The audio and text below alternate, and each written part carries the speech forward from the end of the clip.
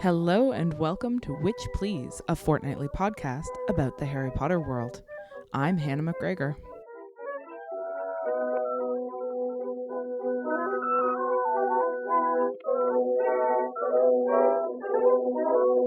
And today we're bringing you an actually genuinely mini-sode in preparation for our collective reading of Harry Potter and the Cursed Child. I spoke with Calgary-based actor, director, and playwright Jeremy Mason about reading scripts and the unique pleasures of theater.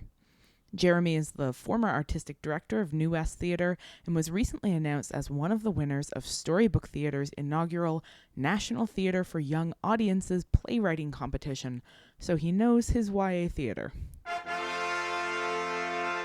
A brief note before I take you into the interview. I had some technical issues. This was my first time recording a Skype conversation with my new audio recorder, and I didn't have the chords quite as well figured out as I was hoping that I would. So apologies if things get a little buzzy from time to time. Just pretend that humming sound is like something magical, like a spell, like it's a humming spell. All right, let's go. Okay, so thanks so much for agreeing to talk with us about theater, which I have a really hard time not saying with a funny accent every time. So particularly, we just have a couple of questions we want to ask for our listeners who may have already read Harry Potter and the Cursed Child, or who may be in the process of gearing up for reading it, but have possibly never read a play before. So I was wondering, first off, for any of our listeners who have never read a play for fun before, if you have any tips for sitting down and reading a play script. What would you say to listeners of ours who are reluctant to pick up Cursed Child, specifically because it's a play? I think that the idea of reading a play can sometimes be scary, because it is so different. I don't know many people other than theater people that are reading plays, and so as a theater person, it's exciting, the idea that it's going to open up reading scripts to a whole different audience of people, and so for me personally, that's really exciting. But I think from a sort of a general reading standpoint, I actually think that it won't be that different of an experience when you actually sit down and get into it, because you're still hearing the characters which people are in love with speak, and you're still hearing the tension between the words and the different characters and how they're relating with each other. So I think that although you do miss what's happening in their heads and maybe some of the subtleties and nuances that you might get in a full novel, I don't think you're missing the heart of the characters, because ultimately the important thing to remember is this is what the actors get to enliven what those characters look like. So a movie screenplay is not that different from a play, and so if people have seen the movies, all of those actors would have had to have started with this sort of base for where the story's coming from, and from there those actors get to make all sorts of decisions on how to bring those lines to life and make audiences connect to it. And so the reader gets a really great chance to sort of be part of that from the very beginning, and especially as many people probably won't get a chance to see the play anytime in the near future, unless they're overseas or in the UK, that this gives them a chance to sort of be right on the cusp of what the story is going to be like and the characters are talking like. So I actually think it's a really exciting experience. So if people are a little bit reluctant, I would tell them to get out there and give it a try anyway, because I think that once they get into it, they're and especially if they're fans, they're going to get into the story. Mm-hmm. Have you read it? I actually haven't. I just picked it up yesterday to make sure that what I was going to talk about was accurate. But actually, to be honest, I'm going to be 100% honest with you right now. I have never actually read any of the books or seen any of the movies. Oh, yeah, that's fine. Yeah, but when I was in university, I was actually hired by like a video rental store, and I don't know if you know what those are anymore, but like a Blockbuster. Yeah, I'm not young, okay. but but maybe some of our listeners have never been to a Blockbuster. Well, I was hired by one for the release of one of the movies to dress up and act like Harry. A lot of people think I Ooh. look like Daniel Radcliffe, so Uh-huh. that's so I have a very intimate experience with the Harry Potter franchise, although I haven't had the pleasure of reading any of the books. Oh, that's great. What was that like? It was it was interesting because the children that were coming in to sort of rent the movie for the first time with their families were in complete awe because they felt that they were sort of meeting Harry for the first time in real life. Mm-hmm. And there's also like a local bird sanctuary had like loaned us some owls, so we were also like holding giant owls, which was terrifying but exciting. And yeah, it was a really fun experience. And um, I think the kids really enjoyed it, and from an acting standpoint, it was kind of cool to portray a character that was incredibly popular, especially at that time. Mm-hmm. So yeah, it was a great experience. Fantastic. So you read a lot of scripts. It sounds like for pleasure as well as for your actual work. How do you tell if a script is good or bad since so much relies on the performance itself? Yeah, that's a great question actually.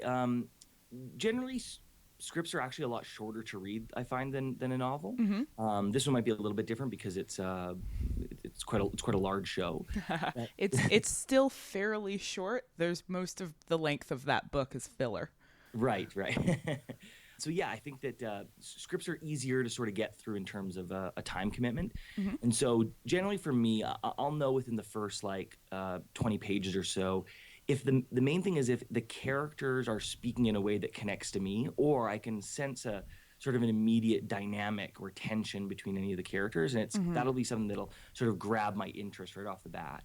The great thing about this, and especially for Harry Potter fans, I think, is you're coming in with an already vested interest in the characters and the story. Yeah. So I think that'll be a lot easier for people to sort of immediately get into it. But for me, I'm always interested in how the dialogue between characters sort of build and creates that sense of intrigue, and that whole dynamic I think is really interesting for me. And generally, I'll know within the first few pages if I can feel that sort of rapport building, which makes me want to get vested in the rest of the story.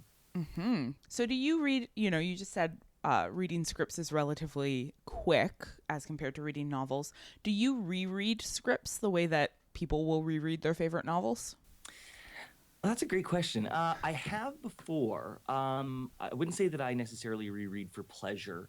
Often it'll be something like I've read the play, I remember myself enjoying it, and then maybe a year or two later, I'm like, I want to go back to that to see if it's what I remember it being. Mm-hmm. So I don't know if it has that same readability in terms of going back again and again. That being Yeah. said, if people are huge fans of the characters or that story, I could definitely see those types of people wanting to go back and reread it. Uh, Mm-hmm. Yeah, because a series like Harry Potter is really, one of the things that builds such a strong fandom around it is that they're so rereadable and people will go back and reread them over and over again. And, every time you reread a favorite novel, you find something new in it, you learn something new about the characters. I'm wondering if the same thing can be said about rereading a script versus going and seeing multiple different productions of that play. yeah, I think that.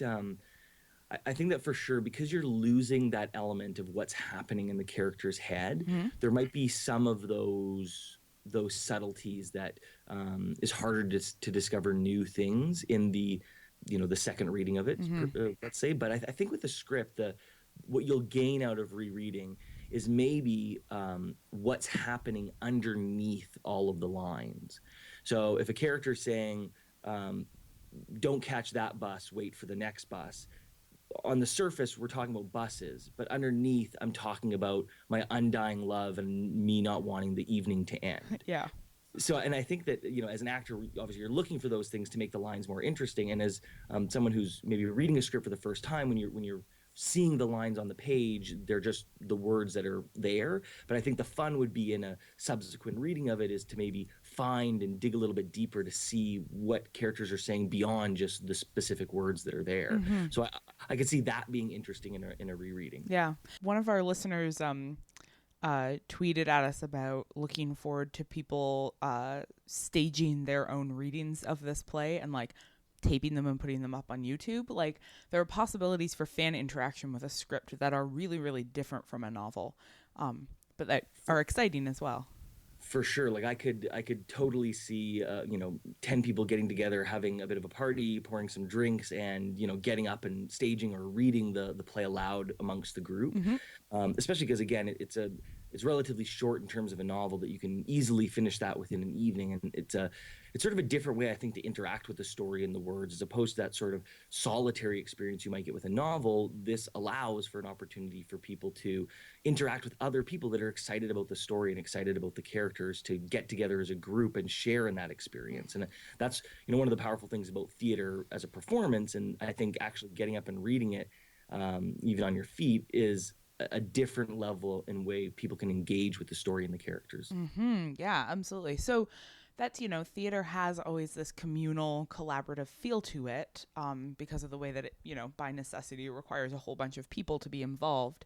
So let's talk briefly about authorship. So one of the things that has confused a lot of people about Harry Potter and the Cursed Child is that it has three names on the cover, Right. because the story is by Rowling, and then there's also the other two authors credited are the playwright and the director of the play, who is also given full credit on the cover. Mm-hmm. So I was wondering if you could tease out. You have been both a playwright and a director yourself. So I wonder if you could tease out a little bit the relationship between playwright and director on a play, and how that might differ from like the authorship of a novel. Right. That's a great question. In theater, generally the playwright is considered, if I can put quotes around this, God within the production. So you always want to sort of give honor to the script and what's actually been written. So when actors show up with the script, the idea is that the actors will say every word as written, and the director is a bit of the guide to put that together, as a sort of visual piece that will be up in front of people. Now, that being said, with a new production of a script, there's always has to be a sense of a workshop or refinement within the script, especially because a playwright might write a joke that never actually quite lands the right they imagine in front of an audience, and so Huh. some of those tweaks have to happen. Mm-hmm. Now, in larger scale productions that you might see on Broadway or the West End, generally they're sinking an awful lot of money Mm-hmm. into this production they hope is going to run for a really long time, and so through that there's going to be a bit of a collaborative process to ensure that the script is good enough that people will, just because it's Harry Potter, yeah, people are going to buy tickets, but if the story or the script is not what people expect, then they're not going to keep coming back. So I imagine in this sense, Mm-hmm. Rowling has created great characters and maybe has had the overarching story, but playwriting is a sort of a specific craft that, again, because as a novelist, you get to go on for pages and pages describing what's happening in the smell in the air and what's happening in the characters' heads, and you don't have that luxury in stage. And so a playwright sort of has to refine that story to be able to have that same feeling translated to the audience through the words and ideally any sort of Mm-hmm. physical thing that might be happening or visual thing. So hiring then a playwright to actually put the story and the words into a format that works for theater, and then the director, I imagine in this case, would have been there to help find the places that weren't working, refine that, offer suggestions to make it better. So I imagine through that process you end up having a few different people who are credited as creators essentially on the show. Mm-hmm. Those people have Mm-hmm. had different aspects of the production and the creation, but they've all contributed intricately to what you're reading or what you're seeing. Yeah. Yeah, as an aside, the I don't know if you have heard this, but the version of The Cursed Child that is published right now is from previews. Right.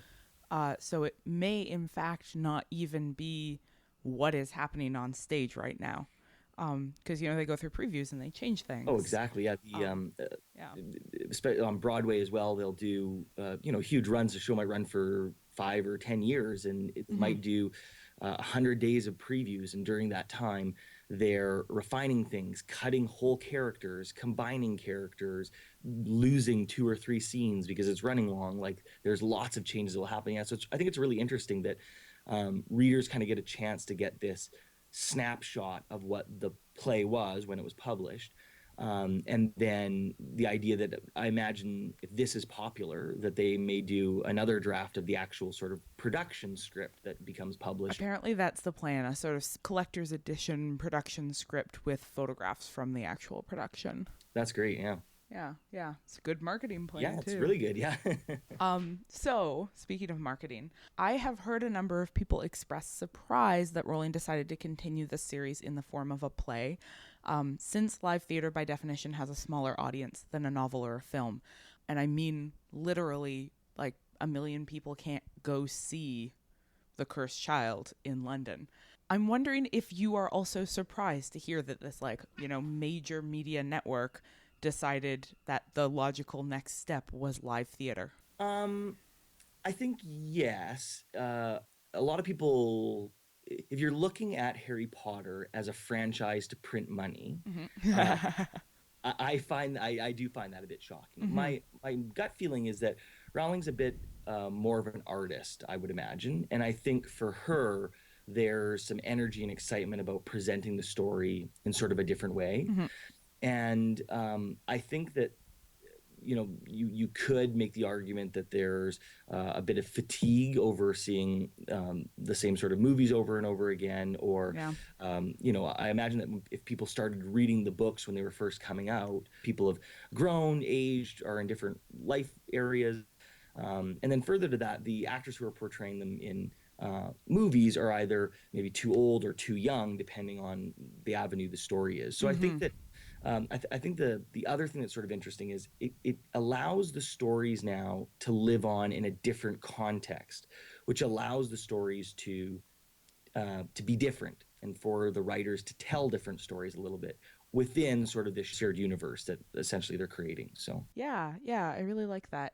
She's obviously interested in experimenting with all of the different venues through which you can expand a universe, right? She's doing the online stuff. She is actually writing the script for Fantastic Beasts and Where to Find Them, even though she didn't write the script for The Cursed Child. So she's also experimenting with that genre as well. As final thoughts, what is specific to live theater that maybe got Rowling so excited? uh, I mean, I'm a theater person, so my sort of perspective on theater is that theater works best when you tell stories that can't necessarily be told in a different medium.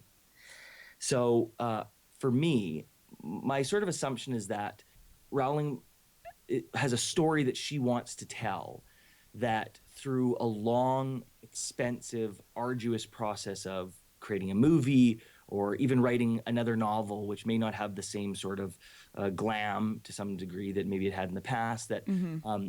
it allows her as a bit of an artist to experiment in a different way and to tell a story through a different medium, and to tell a story that is probably going to be best told through the use of a live production.